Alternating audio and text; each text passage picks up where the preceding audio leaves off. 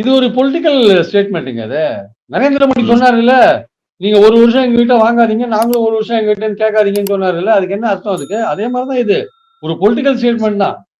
அதாவது எங்களுக்கு அத இந்த இந்த திட்டத்தை நீங்க அமுல்படுத்தலைன்னா உங்களுக்கு நிதி கொடுக்க மாட்டேன்னு சொல்ற உரிமை உங்களுக்கு கிடையாது ஆக்சுவலா.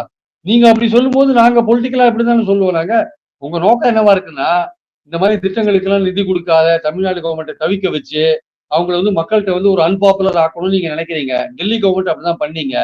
இந்த மாதிரி எதிர்க்கட்சி ஆளுற மாநிலங்களுக்குலாம் நீங்க இப்படிதான் பண்றீங்க. நிதி கொடுக்காத வஞ்சிக்கிறீங்க.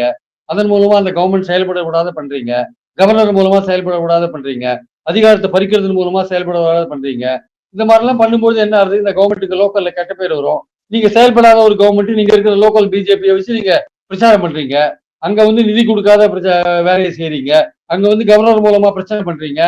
இவ்வளவு பண்ணிட்டு லோக்கல் பாஜக மூலமா செயல்படாத அரசுன்னு பிரச்சாரம் பண்றீங்க. உங்க நோக்கம் என்ன? அரசியல் நோக்கம் தானே. இந்த கவர்மெண்ட்டை வந்து இம்மோபிலைஸ் பண்ணணும், அதை வந்து ஸ்தம்பிக்க வைக்கணும், நிர்வாகத்தை நிறுத்தி வைக்கணும். அதானே உங்க நோக்கம். இல்ல அப்ப டெல்லியில நடந்த மாதிரி தமிழ்நாட்டுல நடக்க வாய்ப்பு இல்லையா? அதாங்க அதுக்கு ட்ரை பண்ண பாக்குறாங்க. அப்ப அதை பொலிட்டிக்கலா தான் எதிர்கொள்ள வேண்டிய அவசியம் இருக்கு. அதுதான் அப்படி சொல்றாரு சீஃப் மினிஸ்டர். நீங்க அரசியல் ரீதியா அதை பண்ண பாக்குறீங்க, நாங்களும் அரசியல் ரீதியா எங்களை எதிர்க்கிறோம், அவ்வளவுதான். இது பொலிட்டிக்கல் ஸ்டேட்மெண்ட். இது வந்து தமிழ்நாட்டு மக்கள்கிட்ட விழிப்புணர்வு ஊட்டுறதுக்காக சொல்ற விஷயம். இப்போ டெல்லியில வந்து இந்த மாதிரியான ஒரு விஷயம் பண்ணிதான் இன்னைக்கு பாஜக வந்து வெற்றி பெற்றிருக்கு டெல்லியில போது. இதே ஃபார்முலா தமிழ்நாட்டுல வந்து பயன்படுத்தினா எடுப்படாதா? பயன்படுத்துவாங்க சார். அதுல இருந்து தப்பிச்சு வெளியில வரதான் நம்மளுடைய திறமைகள் இருக்குது. அதுதான் ஸ்டாலின் எதிர்பார்க்கிறோம். அவர் எப்படி பண்றாரு பார்க்கணும். அவரு முதல் ஸ்டேட்மெண்ட்டை விட்டுருக்காரு. இது அடுத்த கட்டமா சட்ட போராட்டம் நடத்துவோம் நம்ம. அது எப்படி போகுதுன்னு பார்க்கணும். இல்ல மக்கள் போராட்டம், வரப்போற எலெக்ஷன்ஸ் இருக்குல்ல, 26 எலெக்ஷன்ஸ் இதே இஷ்யூ வைப்பாங்க. தமிழ்நாட்டை வஞ்சிக்கிற மத்திய அரசுன்ற கோரிக்கையை முக்கியமா வைப்பாங்க. வச்சு களமாடுவாங்க.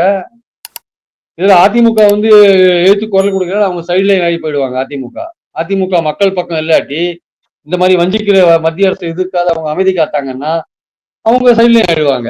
திமுக எந்த அளவுக்கு இந்த விஷயத்த வந்து மக்கள்கிட்ட கொண்டு போறாங்கிறத பொறுத்து இருக்கு ஆக்சுவலா.